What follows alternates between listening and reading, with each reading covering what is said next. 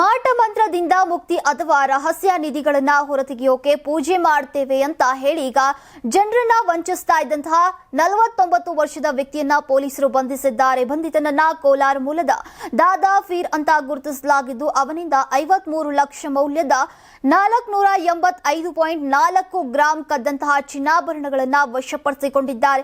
September 26ರಂದು Hulimavu ಪೊಲೀಸರಿಗೆ ಬನ್ನೇರುಘಟ್ಟ ಮುಖ್ಯ ರಸ್ತೆಯ ಬಳಿ ಅನುಮಾನಾಸ್ಪದ ವ್ಯಕ್ತಿ ನಿಂತಿರುವಂತಹ ಬಗ್ಗೆ ಮಾಹಿತಿ ಸಿಕ್ಕಿದ್ದು ಆ ವೇಳೆ ದಾದಾ ಫೀರ್ ಬಂಧನಕ್ಕೊಳಗಾದ್ರು.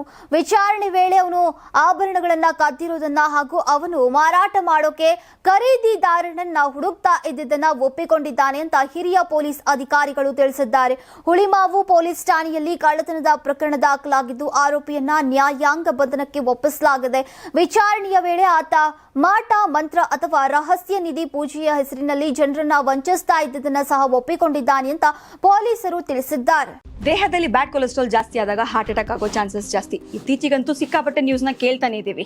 ಸೊ ಬ್ಯಾಡ್ ಕೊಲೆಸ್ಟ್ರಾಲ್ನ ಕಮ್ಮಿ ಮಾಡೋದಕ್ಕೆ ಉತ್ತಮವಾದ ಆಹಾರ ತುಂಬಾ ಇಂಪಾರ್ಟೆಂಟು. ಜೀನಿ ಸ್ಲಿಮ್ ಯೂಸ್ ಮಾಡಿ. ಕರೆಕ್ಟ್, ಜೀನಿ ಸ್ಲಿಮ್ನಲ್ಲಿರುವಂತಹ ಎಷ್ಟೋ ಆಹಾರ ಧಾನ್ಯಗಳು ಕೊಲೆಸ್ಟ್ರಾಲ್ ಲೆವೆಲ್ನ ಕಮ್ಮಿ ಮಾಡೋದಕ್ಕೆ ಹೆಲ್ಪ್ಫುಲ್ ಆಗುತ್ತೆ.